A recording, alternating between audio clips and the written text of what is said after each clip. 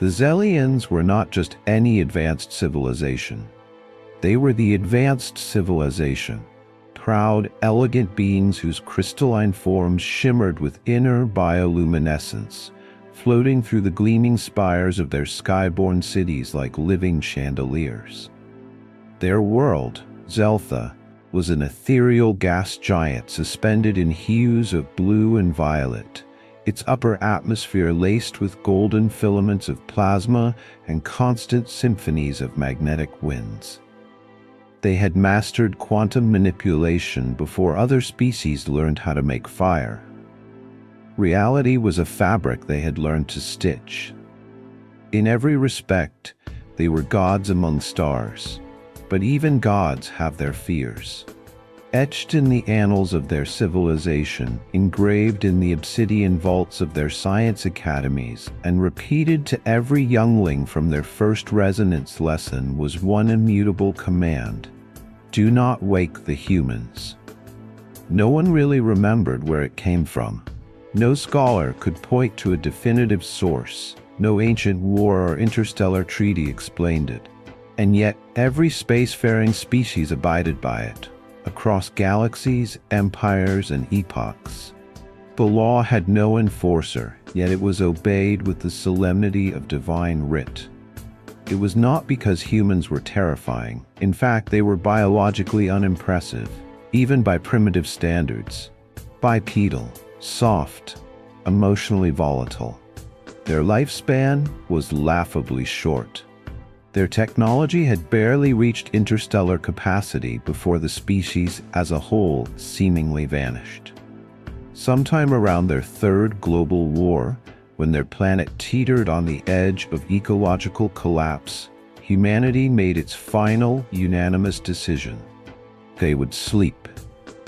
They launched massive colony ships into the void, self-sustaining arcs outfitted with cryogenic chambers and automated systems that could function for millennia. And then, they vanished from the cosmic conversation. For centuries, humanity floated like drifting myths.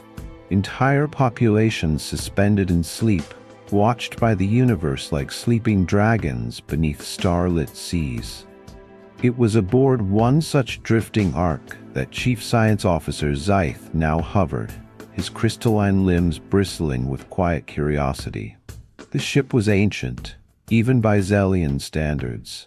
Its hull bore the scars of forgotten centuries, micrometeor impacts, nebula dust accumulation, and untranslatable warnings scrawled in peeling human glyphs.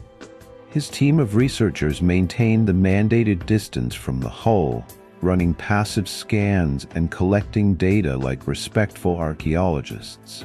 The human ship, despite its age, showed no signs of decay. In fact, its cryogenic field was running more efficiently than any the Zillions had seen before. Zyth floated closer to the viewport, his bioluminescence dimming in contemplation. Fascinating creatures, he mused aloud, his voice vibrating softly across his crystalline structure. They look so peaceful when they sleep. Hard to believe they're the reason for our most sacred rule. His junior researcher Zix floated beside him, newly graduated from the Galactic Academy, still shimmering with youthful overconfidence. We should study them more closely, Zix said, his tones bright with enthusiasm. Their biology, their stasis tech, it defies everything we know about entropy. Zyth turned his luminous gaze toward him. You know the rule. Of course, Zix replied, already preparing his own scan interface. But I've calibrated a non-invasive quantum probe. No contact, pure observation.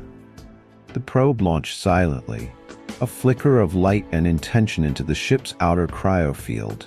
Zix grinned, and then everything went wrong. The human ship, which had been utterly still for centuries, shuddered to life.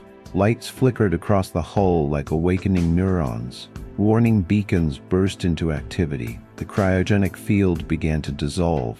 One by one, pod after pod lit up. Zix! Zeeth roared, his form crackling with alarm. "What did you do?" I only sent a probe." Zik stammered, his brilliant sheen now fading into a pale transparency. "It shouldn't. It couldn't. Emergency transmission," Zeeth barked. "Code ultraviolet. I repeat, human awakening in progress, Sector 7. A fleet of Zelian warships dropped out of FTL almost immediately, surrounding the human vessel in a rigid containment pattern. The High Command did not delay. High Commander Seraph Sistos appeared on the view screen, her ancient form a swirling storm of deep purple and garnet.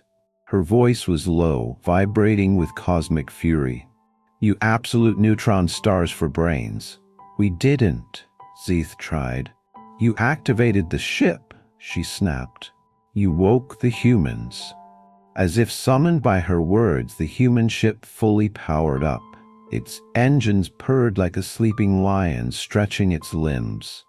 Then came the brainwave patterns, erratic, intense, unmistakably human. And they were angry. The human ship's communication system crackled, sending out a wideband signal in a language not heard in living memory. "Who dares disturb our slumber?" The silence that followed was planetary. Zith's body dimmed completely. Zix muttered, "I don't suppose this will look good on my performance review." Ambassador Crystal had weathered many storms. She had mediated peace treaties between species who communicated exclusively through color changes in their vomit. She had once negotiated a ceasefire between two gas giant civilizations whose dispute centered around the ethical implications of interstellar jazz. And on more than one occasion, she had talked down a superintelligent AI that had gone rogue because someone had misspelled gratitude in its source code. But nothing, absolutely nothing, in all her cycles of service had prepared her for this. Humans, awake, uncaffeinated. The Zelians, in a rare panic, had immediately dispatched a diplomatic vessel following the incident in Sector 7. Ambassador Crystal was appointed mission lead. Her name wasn't really Crystal, of course. Zelian names didn't translate well to biological tongues, often sounding like a wind chime being dropped into a meat grinder. Crystal was chosen because humans apparently appreciated literal translations. She had polished her form to perfection. Light refracted across her surface in precisely calculated patterns, engineered to appeal to 16 major species' aesthetic standards. Each glittering edge was aligned with resonant harmony. Her assistants gleamed in equal measure, all floating gracefully in formation behind her as they approached the airlock of the human ship. "Remember?" She reminded them telepathically. "We must be respectful, apologetic, deferential. These are creatures who once invented nuclear weapons because they were bored." A junior diplomat vibrated nervously. "How do we know they'll even understand us? We've fed our universal translators every available Terran dialect, slang variant, and ancient meme construct. If they can't understand us, the universe is doomed anyway." The humans allowed the delegation to dock, which Ambassador Crystal initially took as a good sign. They really shouldn't have. The airlock opened with a hiss. Steam billowed outward like the breath of some waking titan. The Zillions hovered cautiously forward, their crystalline forms gleaming like interstellar snowflakes. And then they saw them. Humans. Barefoot, disheveled, clutching mugs of what the ship's sensors immediately flagged as a volatile compound, C8H10N402, commonly known as caffeine. The leader of the humans stood at the forefront, wearing mismatched socks, a bathrobe patterned with ducks, and a look that could best be described as cosmic hangover. Their hair jutted out in directions that defied at least 3 known laws of physics. "So, The human croaked, sipping their steaming mug with something approaching reverence. "You're the ones who thought it'd be a good idea to wake up several million people before their alarm went off." Ambassador Crystal vibrated with practiced sincerity. "Most esteemed humans," she began, her form radiating polished humility, "on behalf of the Galactic Alliance, we extend our deepest apologies for the—" "Save it, Sparkles," the human leader said flatly, taking another long sip. "Sparkles?" Crystal flickered momentarily. The human continued, deadpan. "Do you have any idea how hard it is to get millions of people to agree on nap time? Do you even fathom the logistics of synchronized sleep cycles? It took decades. We had spreadsheets." Another human behind them, barely holding in yawns, muttered, "And Greg still didn't follow protocol. Guy set his pod alarm 2 years early, ruined the whole first cycle." Ambassador Crystal tried to salvage the situation. "We have prepared reparations, technology, resources, dream enhancement devices for pillows," the human deadpanned. "I'm sorry? You're offering us pillows?" The human raised an eyebrow. "You woke up a civilization of cranky people who voluntarily chose extinction-level hibernation to avoid dealing with the universe, and your solution is pillows." The delegation shifted uneasily. Another human, bleary-eyed and visibly trembling, whispered, "They let the pizza go extinct." That line, simple, powerful, hit harder than any photon cannon. From the far end of the corridor came the wail of another human who had just discovered their favorite Earth snack was no longer in production. "They let pineapple pizza die." 3 Zellian assistants immediately lost coherence. One collapsed into a glittering pile of fragments. Another began humming ancient battle hymns as a stress response.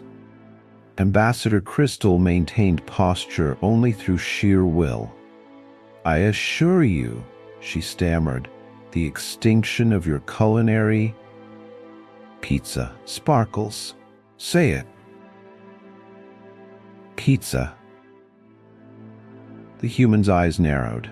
"Yeah, that's what I thought." As chaos swirled behind the diplomatic line, humans now forming ad hoc committees and loudly debating nap-length regulations, Crystal reached out in desperation to high command. "They're not attacking us," she transmitted, nearly vibrating apart with stress. "They're just complaining about everything." "Could it lead to violence? I wish it would lead to violence. At least that we understand. But this is psychological warfare at a volume we cannot withstand." The humans had begun organizing a town hall meeting. The very phrase made Ambassador Crystal's form dim in horror. "We have to do something," she begged her superiors. "They're forming committees. They're already planning voting schedules and demanding grievance surveys. They've asked us for clipboards." The Zillion High Council scrambled. Resort planets were offered. Holographic therapists deployed. Diplomatic chefs were sent with prototype comfort food synthesizers. Nothing worked. Finally, in a last-ditch effort to de-escalate the situation, Ambassador Crystal made a bold offer. "We hereby cede temporary ownership of 6 resort-class planets. Full control, human governance, universal luxury access. You may chill there as long as needed." The human leader squinted at her. "You think that'll help? We hope it will ease your agitation." The human took a sip from their mug. "Bold of you to assume we'll ever feel ready to sleep again." And then they added, with a calm smile that made the temperature of the room inexplicably drop, "Now about those extinct pizza recipes." Ambassador Crystal collapsed into a full-body flicker. The Zelians called an emergency summit. Every major species in the Galactic Alliance tuned in, each represented by their highest-ranking officials, interpreters, and emotional support blobs. The incident in Sector 7 had sent tremors through the most powerful empires. It wasn't just the humans' unexpected awakening. It was what happened next. The humans had accessed their ship's communication logs. The backlog stretched over 400 Earth years. Millions of quantum-encrypted messages stored in hyperspace servers designed to preserve data beyond the lifespan of entire galaxies. When the humans began reading them, something changed. Their irritation faded. Their grumbling softened. They started to laugh. And then they couldn't stop. Scythe, still reeling from being at the epicenter of the universe's most catastrophic oops, watched from the sidelines as the human leader, still clad in a duck-print bathrobe, sipped their 15th cup of coffee and addressed the Galactic Assembly with a grin so wide it caused several squid-based species to misinterpret it as a declaration of war. "Let me get this straight," the human said, chuckling.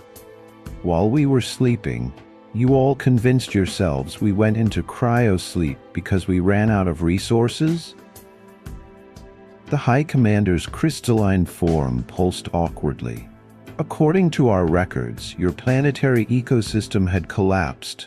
Your wars had rendered." "Oh, this is precious," another human cackled, swiping through a glowing mission log. "They really bought it." The humans collapsed into laughter. Deep, chest-heaving, table-slapping laughter. The kind of laughter that made entire species feel vaguely insulted without knowing why. Do you want to tell them?" The first human offered, still giggling. "Nah. You go ahead, you've got the best dramatic delivery." The human leader turned to the assembly, eyes gleaming with mischief. "We didn't go into cryo because of war, or famine, or collapse. We went into cryo because we were bored." Silence.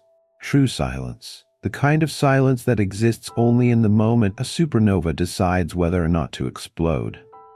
"We solved everything," the human continued, now fully enjoying the moment. "Clean energy, global peace, universal health care, fast food that doesn't kill you. We even figured out the true reason kids love Cinnamon Toast Crunch. Spoiler, it's not the cinnamon." They swiped the screen again, revealing long, complex project logs. There was nothing left to do. We'd reached the endgame of civilization. So, as one united species, we voted to take a break, go dormant, give the rest of the galaxy some time to catch up. Let someone else be the main character for a while. The Zillions were stunned. The High Commander dimmed her core light to near invisibility. But the warnings, the ancient archives, the universal rule, don't wake the humans. "Oh, that?" Another human chimed in. "We made that up." "What?" The humans chuckled again, clearly pleased with themselves. "Best prank in history. We wrote the warnings, scattered them across the stars, made them look ancient, self-replicating myth code embedded in galactic linguistics. You guys really bought it." You engineered a galactic-wide superstition?" The human shrugged. "We were bored." Several representatives began vibrating or bubbling uncontrollably. One insectoid diplomat had to be escorted out for fear of spontaneous molting. "It wasn't just sleep," the lead human added. "Our minds were running simulations the whole time. Quantum consciousness storage, reality modeling, civilization sandboxing. We solved the unified field theory 3 times and discarded it. It wasn't interesting enough." Ambassador Crystal, still recovering from her earlier meltdown, whispered, "Then you weren't sleeping." "We were vibing," the human confirmed. "Running every possible reality show variant you can imagine. You should see the season where velociraptors run a fast food empire. Peak television. But your ships, your stasis pods, your primitive cryo chambers." The humans burst into laughter again. You mean our art projects? Yeah, those were made by children. Zix, whose infamous probe had started this universal unraveling, was now clutching a datapad in silence, scanning the quantum matrix of one of the so-called primitive human devices. He finally spoke, his voice faint. They weren't sleeping, they were calculating. These systems, they make our most advanced tech look like a slingshot made from rock and string. The High Commander stood, quaking. But why? Why pretend to be a sleeping species? Why not just continue your dominance? The human leader stood. The lights dimmed. Dramatic tension rose. Entire galaxies held their breath. Because being the most advanced species in the universe, the human said, is exhausting. They gestured with their mug. Everyone comes to you with their problems. Fix our gravity. Solve our existential crisis. Invent our next god. We needed a break. So we left you a note. A very funny note. And we took a nap, another human added cheerfully. Best nap in history, said another. The final blow came in the form of a simple, scrolling list, dozens of human contributions left anonymously during their so-called nap. Notes scribbled into the margins of alien blueprints. Mysterious suggestions that had saved fledgling civilizations. Try pointing the rocket the other way. Maybe don't mix those chemicals? Have you considered love? They'd been helping. Quietly, anonymously, subtly nudging the universe forward when they felt like it. As the realization set in, as every species in the galaxy began grappling with the horrifying truth that the humans were not only not asleep, but were eons ahead of everyone else, only pretending to be dormant for the memes. The assembly sat in stunned silence. Then the human leader leaned in with a wicked grin. Anyway, we're back now, fully caffeinated, caught up on emails, and extremely interested in current events. Zyth turned to Zix and whispered, "We are so screwed." Zix nodded, pale as a dying quasar. "Yeah, but at least we made history." 6 months. That's how long it took. 6 months after the Great Awakening, or as the humans mockingly dubbed it, the universal snooze button incident, the galaxy no longer resembled anything close to the order it once claimed to maintain.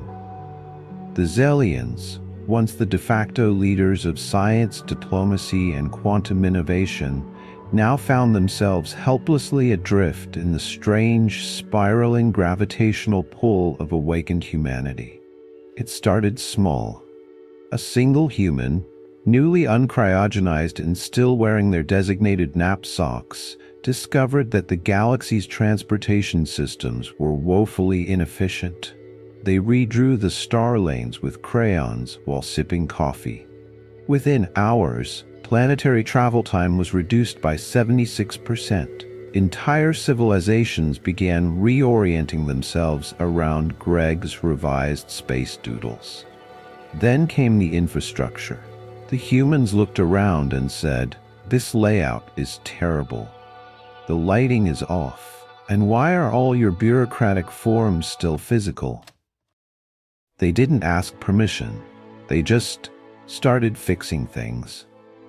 Suddenly, every star system had universal Wi-Fi that functioned across dimensions, with a latency of 0 milliseconds. Banking systems were replaced with decentralized meme-based economies.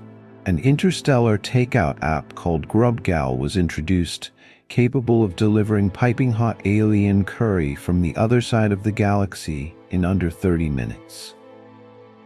Or your planetary tax subsidies were refunded. The galactic military councils tried to resist. That lasted for about 3 days, until humans upgraded their weapon systems without being asked. Energy shields became aura-based and synced with mood rings. Missile lock-on systems were replaced with intention algorithms. Someone even figured out how to turn sarcasm into a directed energy weapon. And the dress code? Gone. In its place, robes, bunny slippers, and fuzzy socks that could recalibrate gravity wells. The High Command of the Galactic Alliance, once a place of crystal walls, solemn humming, and ritualistic posture forms, was now known as the Galactic Community Vibe Center. Beanbags, lava lamps, infinite snacks, and a strict no meeting without coffee policy. Zyth, who had somehow gone from disgraced scientist to chief officer of not letting humans get bored again, watched it all unfold like a slow-motion quantum implosion. He no longer understood his job. His daily responsibilities included things like approving interstellar meme festivals, mediating interspecies debates on the best pizza topping, pineapple still caused diplomatic incidents, enforcing the mandatory nap and snack protocol, also known as Article ZZ42. Every week brought something new. Humans introduced game night diplomacy, where disputes between entire empires were resolved through Monopoly, Universal Edition. They added star systems to the board. It got weird fast. They turned diplomatic summits into karaoke competitions. They solved the Void Crawler crisis, the most feared hive mind in the universe, by introducing them to bubble wrap and hot chocolate. It turned out they weren't evil at all, just really, really stressed.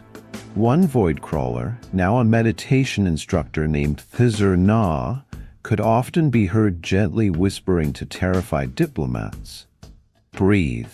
Now tell me about your fears while I unravel your concept of mortality in a safe, non-threatening emotional space." It worked better than any therapy session ever recorded. But the true turning point came with the founding of the Interspecies Chill Zone Coalition. Led by humans, but joined by younger members of almost every major species, the ICZC rejected the old galactic model of power, paranoia, and posturing. In its place, they offered work-life balance across planetary systems, open-source technological exchange, cross-species meme archives, space more nights, complete with plasma reactors and marshmallow dispensers.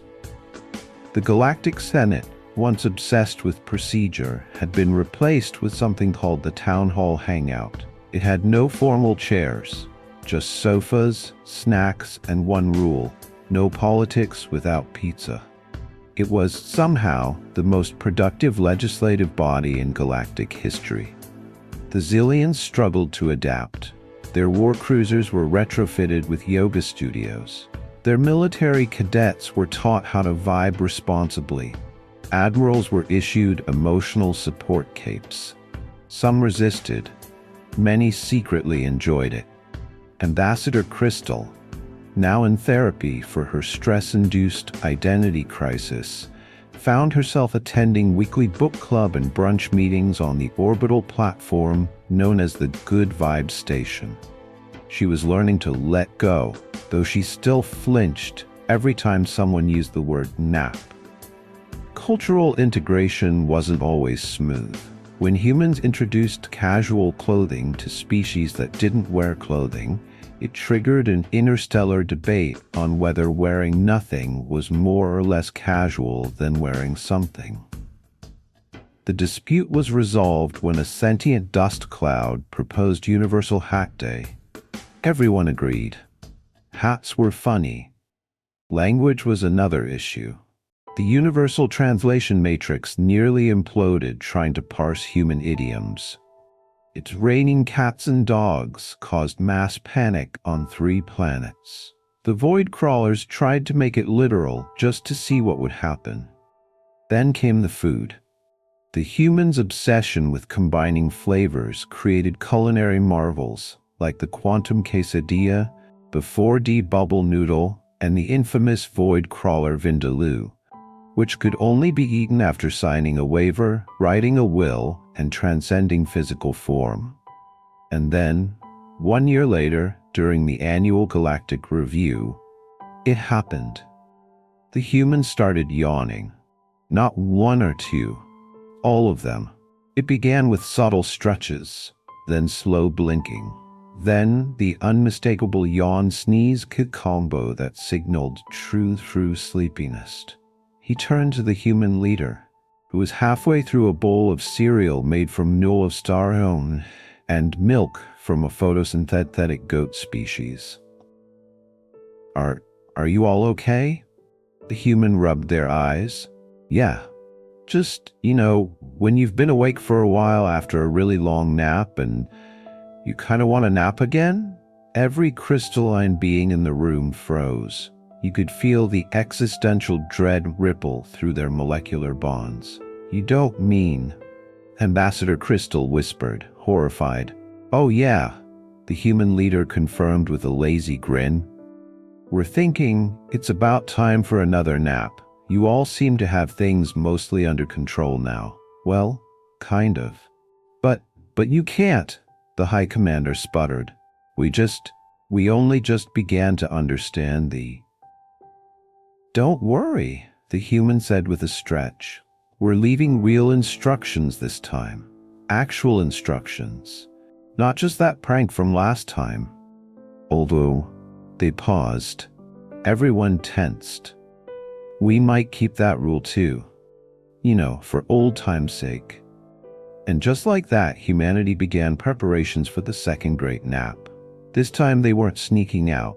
They left spreadsheets, instruction manuals, emotional check-in apps, digital cuddle bots, and galaxy-wide mood boards. They left playlists, recipes, interdimensional Netflix, and of course they left coffee, so much coffee. As Zyth watched the cryopods seal one by one, a strange calm settled over the universe.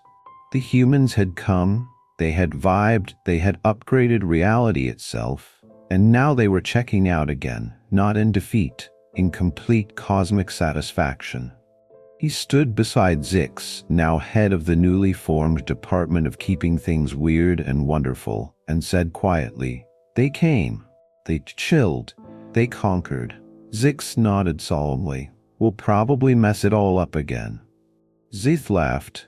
"Oh, no doubt." And then a final message appeared across every device in the universe. A galactic-wide farewell ping, vibrating with ancient meme energy and boundless affection. "Thanks for holding our spot. Wake us up when the universe gets interesting again, or when you figure out pineapple on pizza, whichever comes first. Peace." And so, the galaxy, strange, chaotic, alive, settled in for its new age, governed by what the humans had taught them. Laughter, snacks, nap time, and the occasional karaoke battle to resolve existential disputes. The rule returned, but this time it was different. Not feared, cherished. A whispered truth passed lovingly from species to species. Don't wake the humans. Not because we're afraid, but because they earned their rest.